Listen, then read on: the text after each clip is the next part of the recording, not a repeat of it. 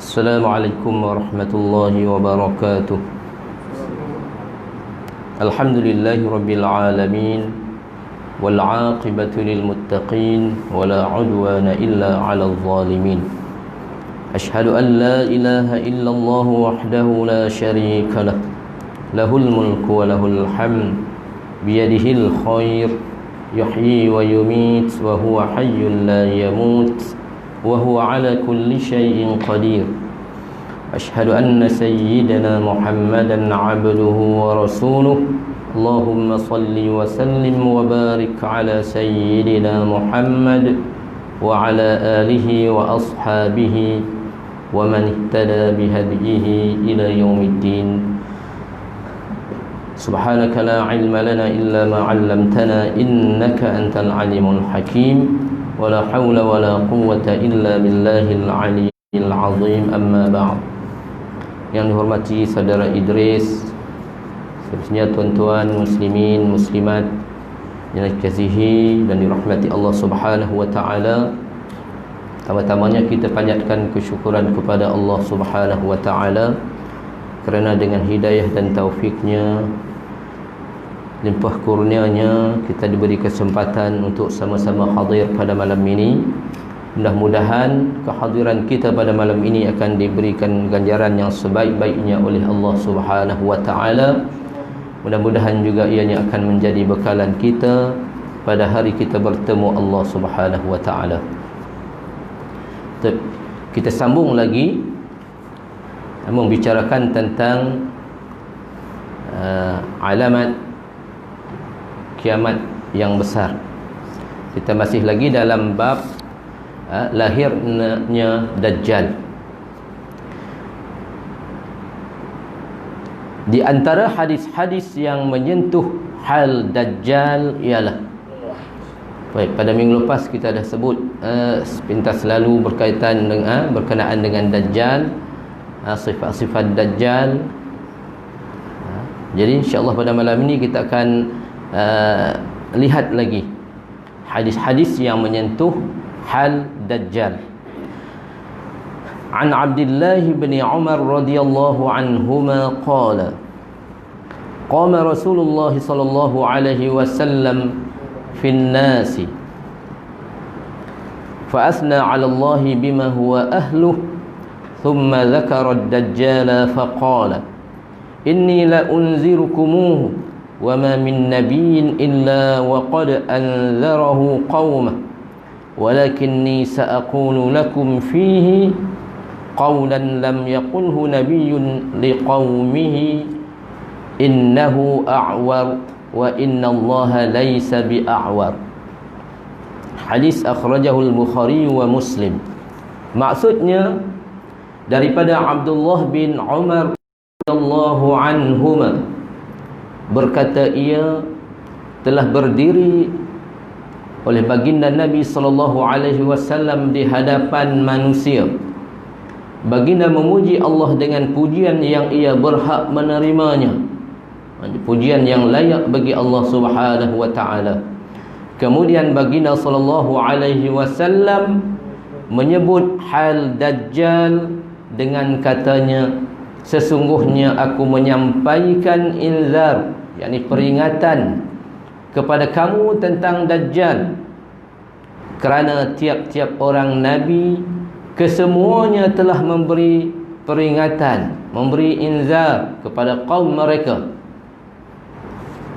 Tetapi aku akan tambahkan untuk kamu satu perkara yang tidak disebut oleh Nabi-Nabi dahulu, iaitu innahu a'war wa inna allaha laysa bi'a'war. Sesungguhnya Dajjal adalah iaitu Dajjal adalah mata buta sebelah, sedang Allah tidak buta. Bukan yang kita duduk sebut sebelum ni, kita tulis apa, mata satu Dajjal, mata satu duduk tengah-tengah, itu bukan. Mata dia ada dua, tapi yang sebelah tu buta, sembul keluar. Itu buta. Itu tentang sifat Dajjal. Yang sebelum ni kita dah cerita dah tentang kuasa yang Allah Ta'ala bagi kepada Dajjal tu sungguh hebat. Sehingga di kalangan manusia mengaku dia tu Tuhan, dan dia pun mengaku dia Tuhan, suruh orang ikut dia. Jadi kalangan orang yang tak beriman akan ikut dia. Seterusnya, an Huzaifah bin al-Yaman radhiyallahu anhu an Rasulillah sallallahu alaihi wasallam annahu qala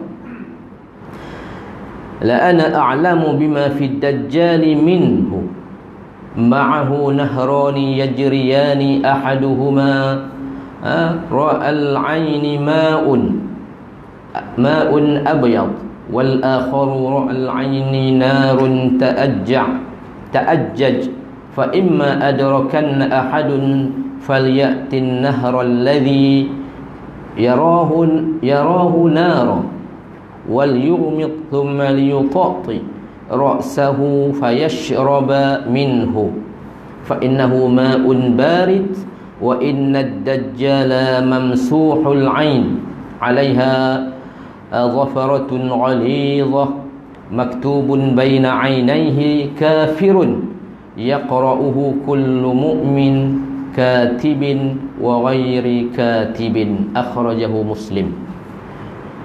Daripada Huzaifah bin al-Yaman radhiyallahu an, daripada baginda Rasulullah sallallahu alaihi wasallam, baginda bersabda, sesungguhnya saya lebih mengetahui apa yang akan lahir bersama Dajjal dari Dajjal sendiri. Maksud diri Dajjal tu Allah Ta'ala Nabi sendiri kita lebih mengetahui daripada Dajjal tu mengenali diri dia sendiri. Nabi dah bagi tahu. Bersamanya dua batang sungai yang mengalir. Yang pertama kelihatan air yang putih, dan yang kedua kelihatan api yang bernyala-nyala. Apabila seseorang mendapati sungai yang pertama, maka hendaklah ia berpaling dan datangilah sungai kedua yang ia melihat padanya api, dan hendaklah ia memejam mata, kemudian tundukkan kepala dan terus minum daripada sungai yang nampak api tadi. Sesungguhnya sungai itu adalah air yang sejuk. Dia terbalik. Hak mana yang nampak macam indah syurga, sebenarnya hak tu bukan dia lah. Tu. Dan sesungguhnya Dajjal itu matanya buta sebelah. Di matanya ada selaput putih yang tebal, tertulis di dahinya kalimah kafir. Tengah-tengah.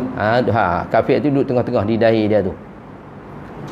Yang dapat dibaca oleh mukmin yang pandai menulis dan yang tidak pandai menulis. Manakala pada saat itu orang yang beriman dia dapat tahu ini memang Dajjal.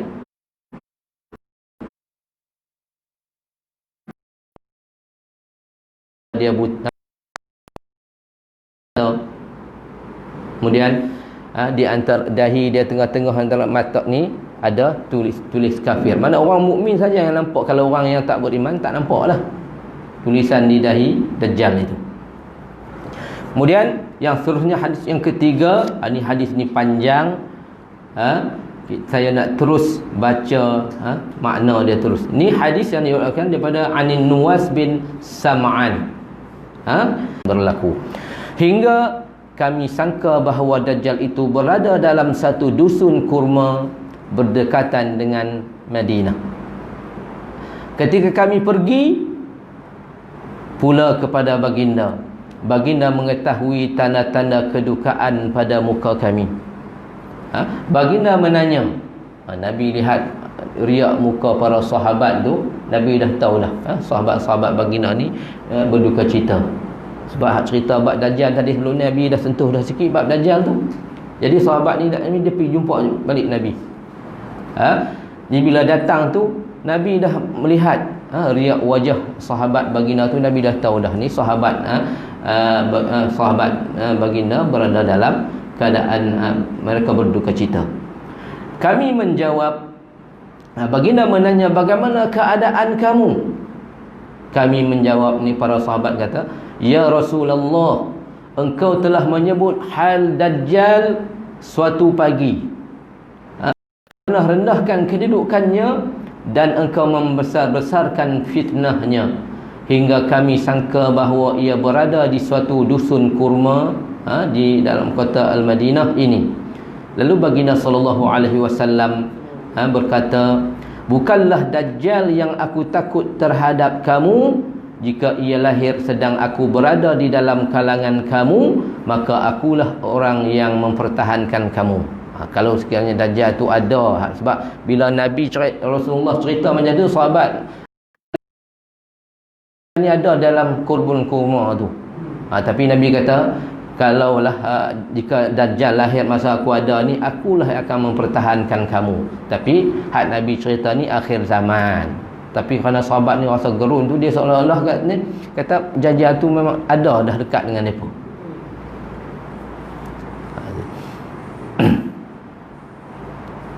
Tetapi jika ia lahir sedang aku tidak ada di dalam kalangan kamu, maka tiap-tiap seorang masing-masing mempertahankan dirinya. Allah jualah yang menggantikan aku untuk mengawal setiap Muslim. Sesungguhnya Dajjal itu seorang pemuda yang berambut kerinting. Dia di kalangan manusia juga. Berambut kerinting. Okey. Mana berapa sifat dah kita sebut ni? Mata buta. Kalau orang mukmin dia akan tahu ada tulisan kafir di dahi dia. Kemudian rambutnya kerinting. Matanya timbul hingga aku menyerupainya dengan Abdul Uzza bin Qatan. Buta tu dia macam tersembuh keluar ni. Sebelah buta tu.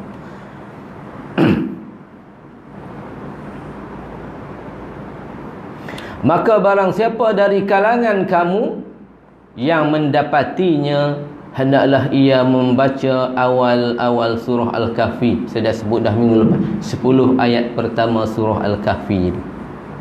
Kalau boleh kita hafal, hafal surah Al-Kahfi itu kamil, sempurna. Seluruh surah Al-Kahfi itu lagi baiklah, tapi sekurang-kurangnya hafal 10 ayat yang pertama surah Al-Kahfi itu. Dajjal akan keluar dari suatu tempat di antara Syam dengan Iraq. Iraq, Syam dengan Iraq. Mungkin antara Syam, kalau Syam sekarang ni terletak di dalam negara Syria. Jadi ini berdekatan, negeri yang bersempadan. Lalu mengada-ngadakan kerosakan. Maksud bila munculnya Dajjal ni, maka dia akan berlakulah kerosakan di kanan dan kiri. Berkata baginda sallallahu alaihi wasallam, hai hamba-hamba Allah, hendaklah kamu tetap. Nabi SAW fasbutu, tetap. Kami bertanya, ya Rasulullah, berapa lamakah ia menduduki di bumi ini? Bila Dajjal muncul tu berapa lama? Sebelum dia dibunuh oleh Nabi Isa alaihi salam, berapa lama dia duduk di atas muka bumi ini sehingga melakukan kerosakan? Baginda sallallahu alaihi wasallam menjawab 40 hari. Ketika itu satu hari yang pertama sama dengan 1 tahun. 40 hari maknanya ada 4 fasa lah di sini. 1 hari yang makna 10 hari pertama, 10 hari kedua, 10 hari ketiga, 10 hari keempat, 40 hari. Jadi 1 hari yang pertama mungkin agak anggaran macam tu lah, sebab 40 hari itu. 1 hari yang pertama sama dengan 1 tahun. Allah tu pun taklah atas sangat dah. Hak di akhirat nanti nisbah berapa? Kalau di akhirat 1 hari di akhirat sama dengan hak nisbah hak kita di dunia ni berapa tahun? 1000 tahun. Hak ni tu pun kalau setahun 1 hari nisbah 1 tahun tu, tu pun tak sangat dah. Berlaku kerosakan tu. Lalu sahabat, 1 hari yang kedua Nabi tahu sama dengan 1 bulan. 1 hari yang kedua tu sama nisbah dengan 1 hari tu sama dengan 1 bulan, tempoh panjang dia tu. Yang pertama tadi tempoh panjang 1 hari tu sama dengan 1 tahun. Jadi dan 1 hari yang ketiga sama dengan satu Jumaat. Maksud seminggu lah, sama dengan seminggu. Satu hari yang ketiga. Adapun hari-harinya yang baki, maksud keempat lah, adalah sama dengan hari-hari kamu. Maksud macam hari kita ni lah, 24 jam tu. Tapi hak lebih tu hak mana, yang berapa hari selama 40 hari tu Nabi sebut, berapa hari yang sama dengan satu tahun tu, wallahu a'lam. Berapa hari yang sama dengan satu bulan tu, wallahu a'lam.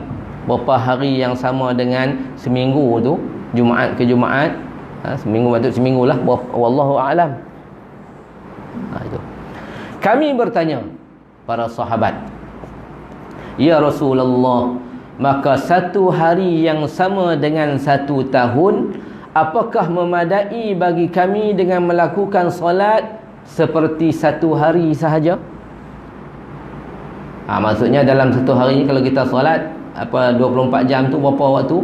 5 waktu solat. Lalu baginda sallallahu alaihi wasallam tidak. Jawab, tidak. Kamu hitungkanlah masa hari yang panjang itu dengan hari-hari biasa kamu. Makna kita kan ni lah, hitunglah agak-agak berapa jam ni. Ni okey, ni dah masuk waktu ni. Ni dah masuk waktu ni. Dah ni dah. Cerita macam waktu bulan puasa di Eropah, contohnya di Iceland, masa dia panjang, waktu siang tu panjang, kadang ada yang sampai 17 jam.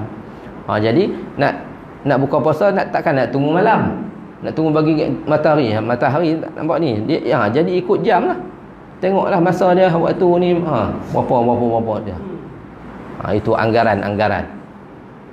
Tu pun sahabat tanya tu. Jadi Nabi jawab, hitungkanlah masa hari yang panjang itu dengan hari-hari biasa kamu. Kami bertanya, ya Rasulullah, bagaimanakah kecepatan Dajjal di bumi ini? Cepat Dajjal tu. Lalu baginda sallallahu alaihi wasallam menjawab, seperti awan yang dipuput oleh angin. Lajulah tu. Mana cepatnya dia nak pergi satu tempat ke satu tempat tu, memang cepat Dajjal ni. Tu Allah Ta'ala bagi kuasa pada dia. Ia mendatangi manusia, Dajjal, menyeru mereka. Mereka pun beriman kepadanya dan menyahuti seruannya. Beriman kepada Dajjal maksudnya jadi kafir lah. Bukan bila beriman itu maknanya jadi orang beriman macam kita beriman kepada Allah dah. Kalau ikut Dajjal tu confirm lah kafir. Wal-'iyadzubillah. Lalu ia menyuruh langit supaya menurunkan hujan. Sampai tahap tu kuasa yang Allah Ta'ala bagi, izinkan kepada Dajjal. Maka hujanlah. Kalau dia kata turun hujan, hujan turun. Hebat kuasa yang Allah Ta'ala bagi, Allah Ta'ala izin dekat dia. Menyuruh bumi supaya mengeluarkan tumbuhan, maka tumbuhlah tanaman. Tabit. Jadi kalau baca tahap tu, kalau hak yang lekeh-lekeh yang tak iman kan, dia confirm dia mengaku Tuhan terus. Hebat ni. Binatang ternakan kembali dari ladang dalam keadaan isi bonggol belakangnya lebih tinggi dari dahulu, pinggang dan isi punggungnya lebih panjang dan labu susunya lebih besar kerana terlalu kenyang dan subur. Maksudnya cerita waktu tu bila dia ni subur apa semua, binatang tu nak akan jadi hidup dengan ni gemuk apa semua. Itu bila dia perintah tu Dajjal tu. Kemudian kerana terlalu kenyang dan subur, kemudian Dajjal mendatangi suatu kaum. Ia mengajak mereka, tetapi mereka menolak seruannya, lalu ia membelakangi mereka. Dan jadilah mereka dalam keadaan kemarau. Bila menolak seruan dia supaya suruh ikut dia, maka hak ni akan jadi kemarau, berada dalam keadaan susah payah. Kalau hak ikut dia tu akan senang lah ni lah. Itu ujian pada ketika itu, saat itu. Di tangan mereka tidak ada sedikit pun harta benda. Yang tak mau ikut maka akan jadi susah lah, tak ikut Dajjal. Dajjal melalui suatu tempat runtuh dan berkata kepadanya, keluarkanlah perbendaharaan emas dan perak engkau. Maka isi perbendaharaan bumi itu pun keluar mengikut belakangnya seperti kumpulan madu mengikuti rajanya. Lebah ni lah ikut raja dia semua tu. Hebat, dahsyat Allah Ta'ala bagi kuasa kepada Dajjal tu. Kemudian Dajjal mengajak seorang pemuda yang penuh kemudaan, orang muda lah, lalu dipancung pemuda itu dengan pedang dan dipotongnya menjadi 2 kerat yang senggang di antara kedua sekadar panahnya.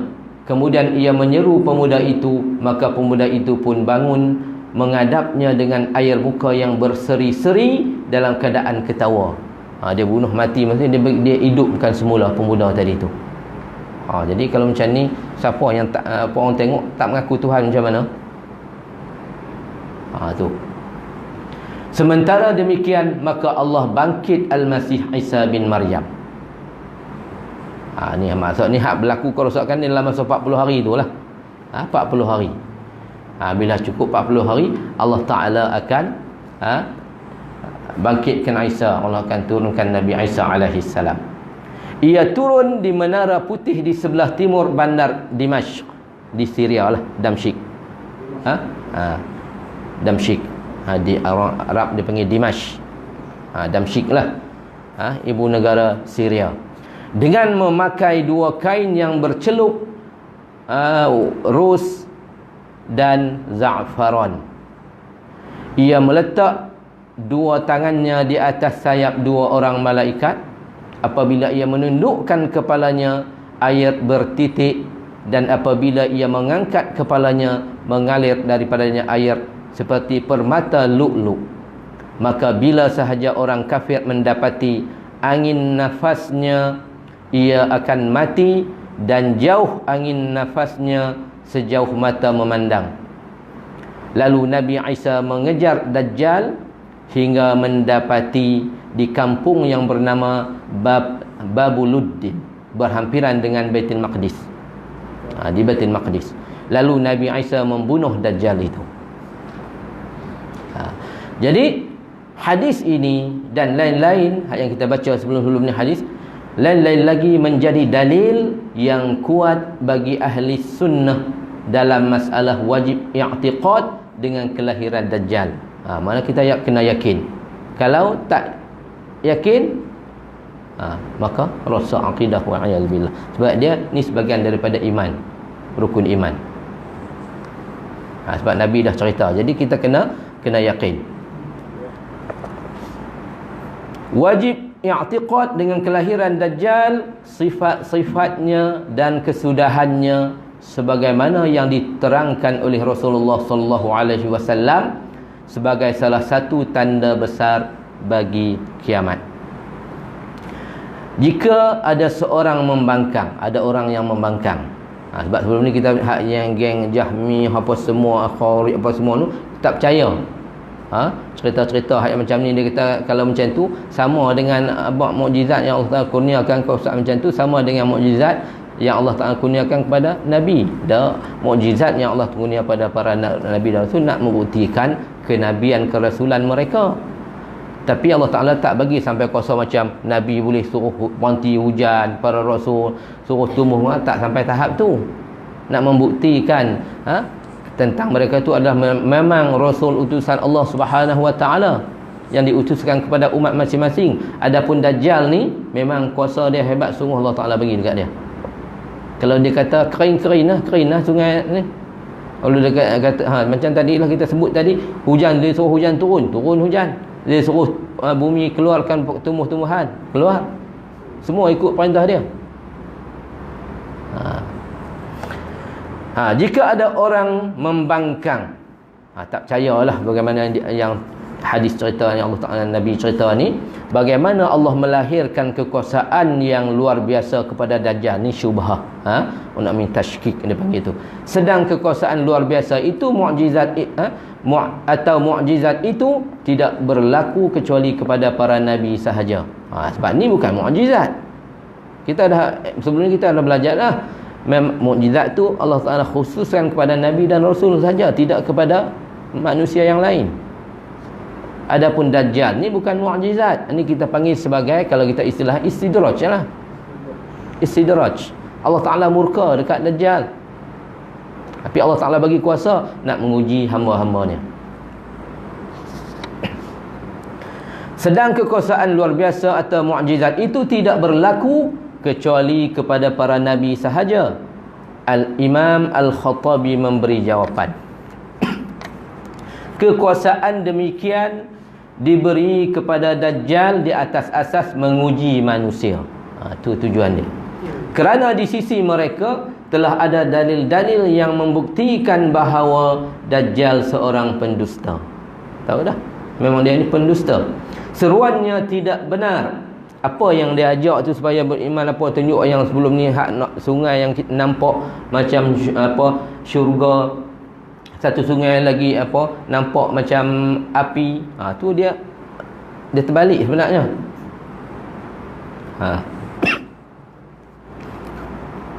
Seruannya buta, tertulis di dahinya kalimah kafir yang dapat dibaca oleh setiap muslim. Orang muslim dia boleh baca. Sama ada yang tahu menulis, yang tak tahu menulis, tapi bila dia orang muslim yang beriman, dia akan dapat kenal Dajjal. Tapi orang kafir tak kenal lah. Maka seruannya adalah lemah dan batil, beserta dengan adanya tanda kekufuran, tanda-tanda ketidaksempurnaan pada dirinya dan kedudukannya. Kerana kalaulah ia Tuhan yang sebenar, niscaya ia dapat menghapuskan tanda-tanda itu dari mukanya. Kalau dia memang Dajjal ni, dia mengaku dia Tuhan. Sebab kuasa yang dia ada Allah Ta'ala bagi tu, dengan dia mengaku Tuhan, dia boleh perintah apa, semua akan ikut perintah dia pada ketika tu, zaman tu. Tapi adakah dia tu Tuhan? Tidak.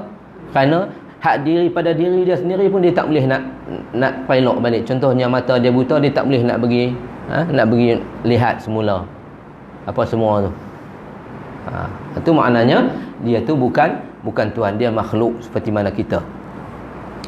Tanda-tanda ketidaksempurnaan pada dirinya dan kedudukannya. Kerana kalaulah ia Tuhan yang sebenar, niscaya ia dapat menghapuskan tanda-tanda itu dari mukanya. Maka kekuasaan dan mukjizat yang diberi kepada para nabi tidak ada bangkangan. Itu hak mukjizat pada nabi itu tidak ada bangkangan. Oleh yang demikian, maka berbezalah di antara keduanya. Sebab mukjizat itu berbeza dengan hak kekuasaan yang kita sebut sebagai istidraj yang Allah peruntukkan kepada Dajjal tu.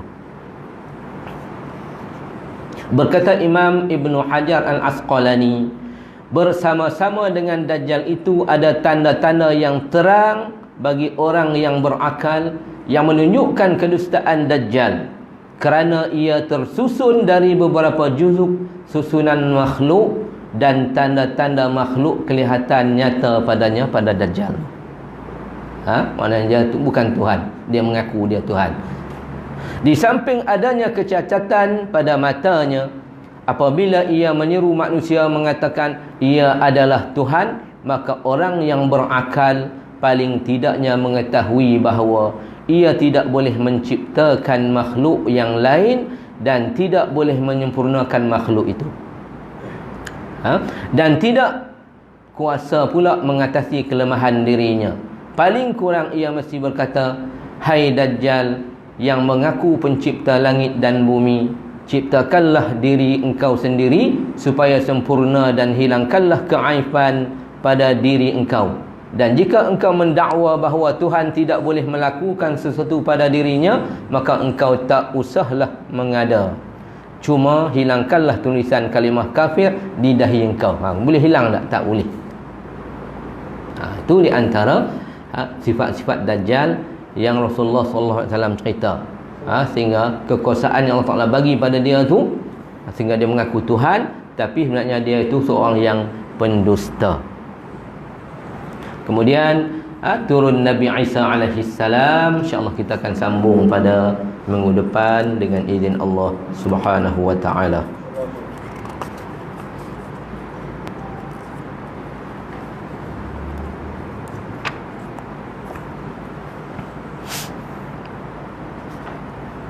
Okey, kita sambung tahsin Al-Quran.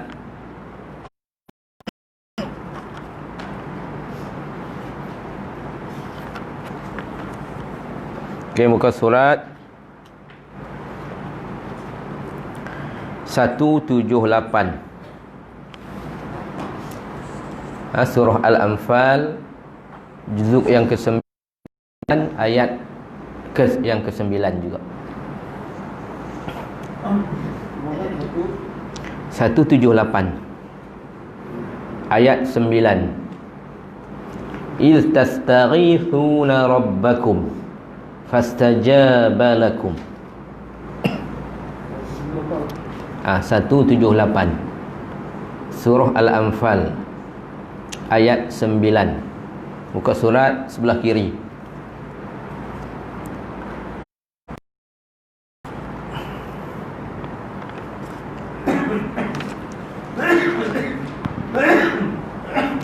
Okey.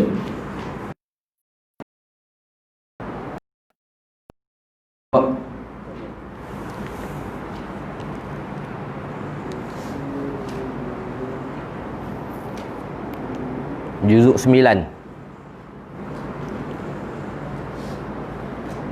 178.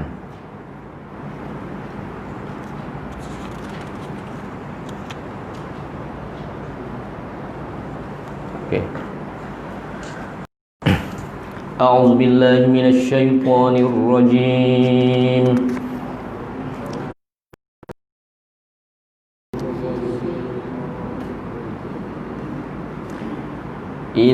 Huruf zal. Jangan bunyi qalqalah iz tas. Tak mau macam tu. Tahan. Il tastaghithu. Jaga elok-elok. Okey. Il tastaghithuna rabbakum fastajaba lakum.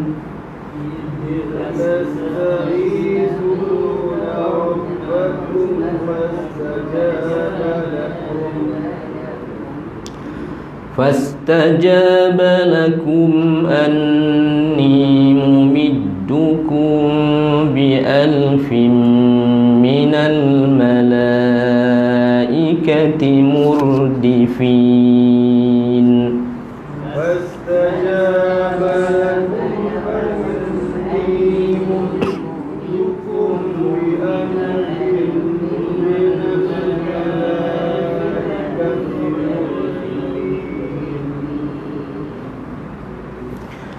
وما جعله الله إلا بشرى ولتطمئن به قلوبكم. وما جعله الله إلا بشرى ولتطمئن به. Cuma huruf ta, huruf qalqalah. Walitatma'in, dia ada lantunan sikit, tapi biasalah, jangan terlebih. Walitatu, dia tak sampai tahap tu. Walitatma'inna bihi qulubukum. Walitatma'inna bihi qulubukum. Okey. Muka surat 178.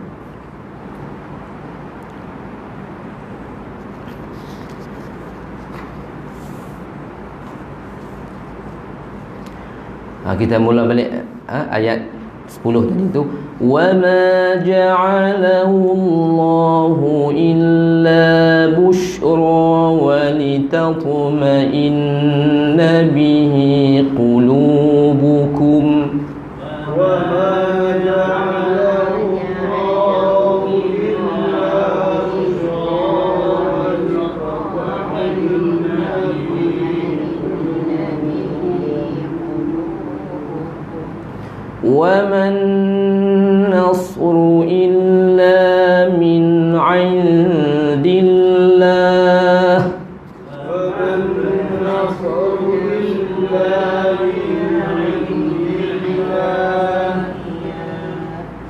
إِنَّ اللَّهَ حكيم إن الله عليم حكيم إذ يغشيكم النعاس أمنة منه وينزل عليكم إذا يغشيكم النعاس أمنة منه وينزل عليكم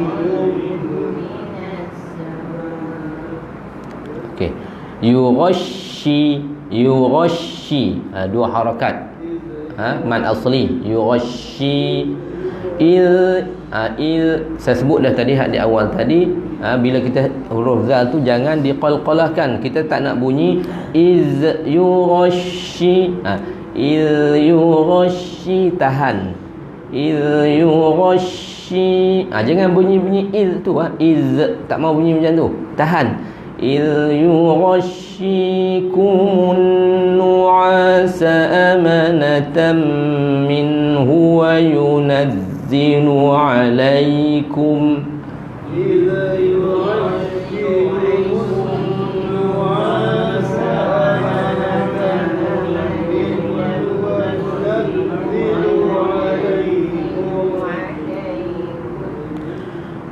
وينزل عليكم من السماء ماء ليطهركم به وينزل عليكم من السماء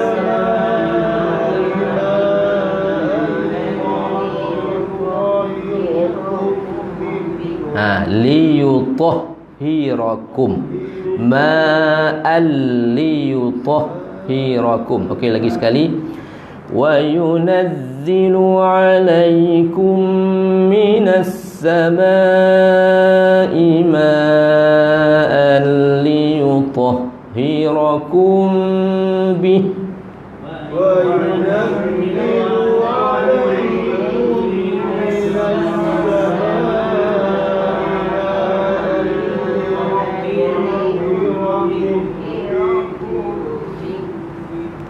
ويذهب عنكم رجز الشيطان وليربط على قلوبكم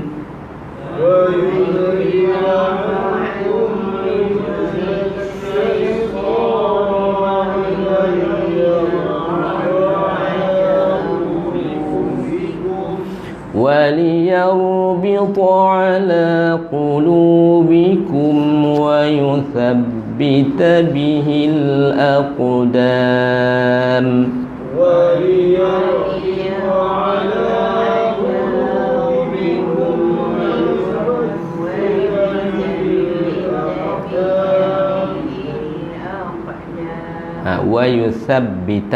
ويثبت به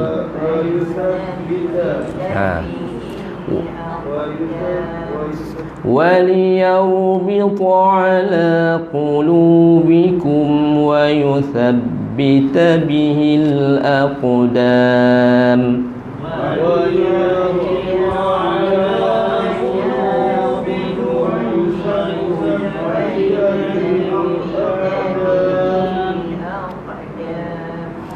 إذ يوحي ربك إلى الملائكة أني معكم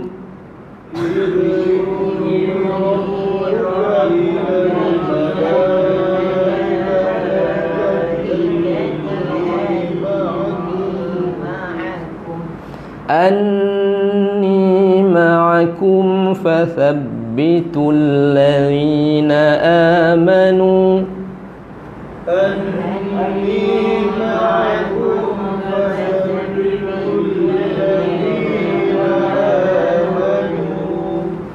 سألقي في قلوب الذين كفروا الرعب فاضربوا فوق الأعناق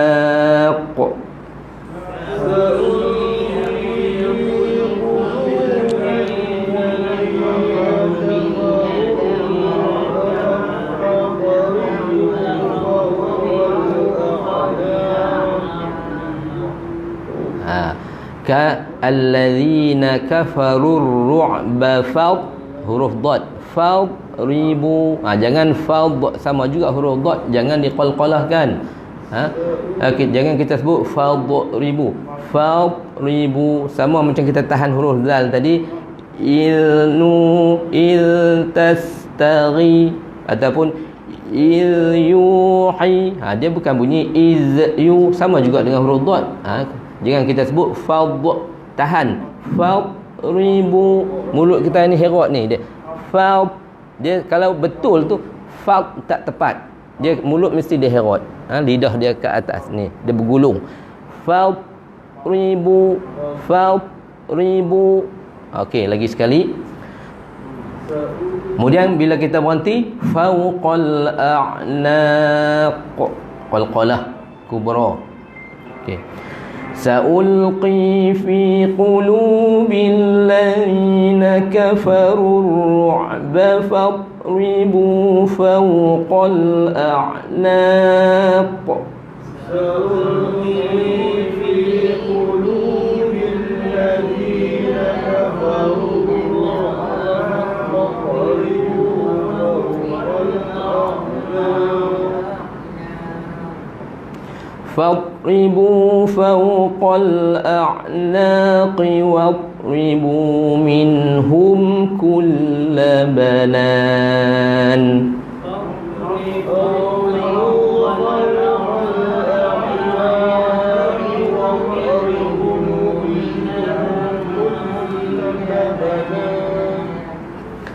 ذلك بأنهم شاقوا الله ورسوله. ذلك بأنهم شاقوا الله ورسوله.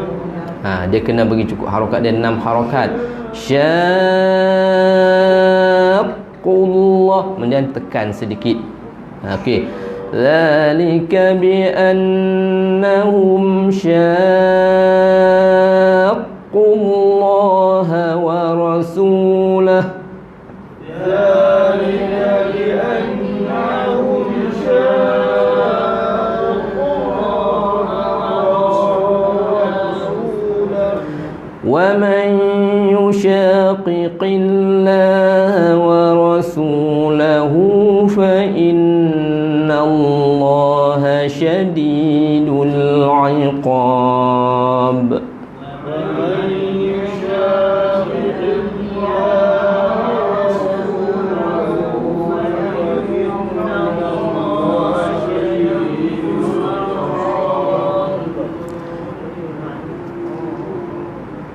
ذلكم فانقوه وأن للكافرين عذاب النار.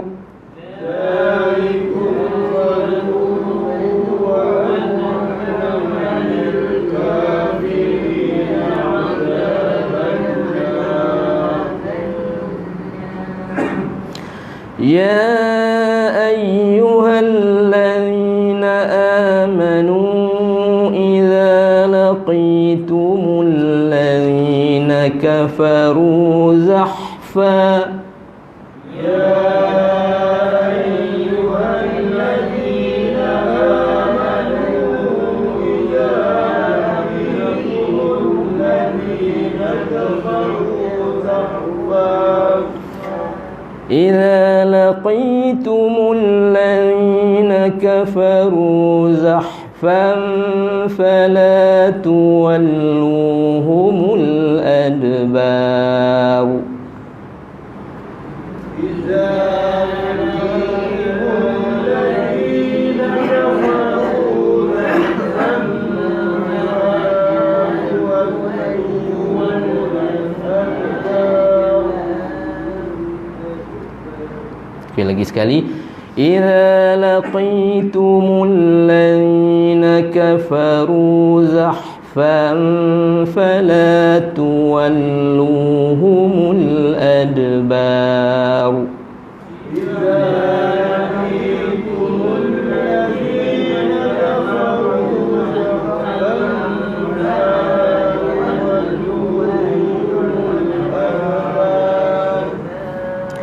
ومن يولهم يومئذ دبره إلا متحرفا لقتال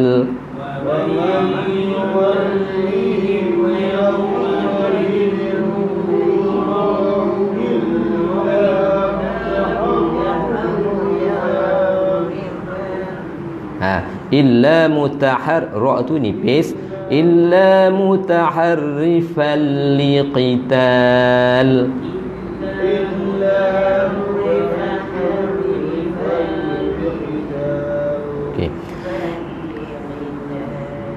إلا متحرفا لقتال أو متحيزا إلى فئة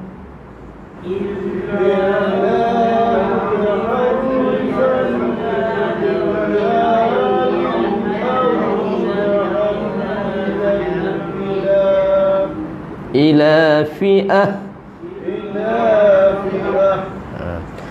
فقد باء بغضب من الله ومأواه جهنم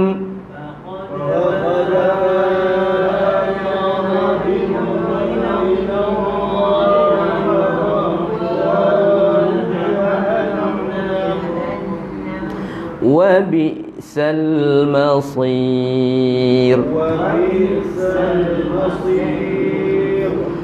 صدق الله العظيم. Banyak tergeliat malam ni. Okey, insya-Allah kita akan jumpa balik pada minggu depan dengan izin Allah Subhanahu wa taala. Kita tutup dengan tasbih kafarah dan suratul Asr. Subhanakallahumma wa bihamdik asyhadu an la ilaha illa ant astaghfiruka wa atubu ilaik. Bismillahirrahmanirrahim. Wal 'asr innal insana lafi khusr illa alladhina amanu wa 'amilus shalihat wa tawassaw bil haqq wa tawassaw bis sabr wallahu ta'ala a'lamu bihaqiqatil hal.